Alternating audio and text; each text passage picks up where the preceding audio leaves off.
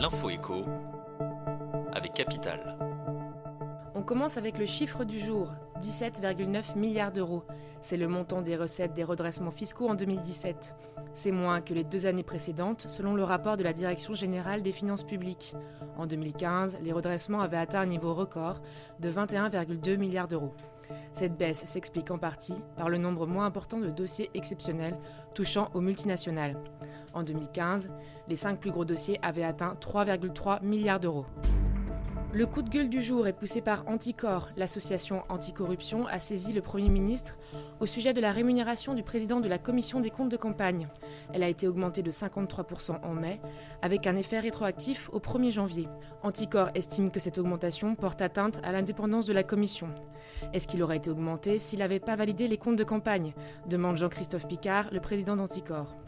Il affirme aussi que l'effet rétroactif est illégal. L'association a donc demandé au Premier ministre le retrait du décret et de l'arrêté fixant l'augmentation. L'info pratique capitale. Si vous êtes en vacances, sachez que votre employeur n'a pas le droit de vous contacter. Ce principe a d'ailleurs été renforcé avec le droit à la déconnexion adapté par la loi El Khomri de 2016. Il existe toujours une exception. Si le contact est nécessaire à la bonne marche de l'entreprise, vous pouvez être sollicité pendant vos vacances. C'est par exemple le cas si vous êtes le seul à détenir un code permettant d'accéder à un fichier indispensable. On finit avec la news high-tech. Samsung devrait faire comme Apple et sortir 3 nouveaux smartphones haut de gamme en février prochain. C'est l'analyste Ming-Chi Kuo, très écouté, qui l'affirme. La marque présenterait donc 3 Galaxy S10 avec 3 tailles différentes, 5,8 pouces, 6,1 pouces et 6,4 pouces. Les grands modèles seraient les premiers à être dotés d'un lecteur d'empreintes digitales sous l'écran.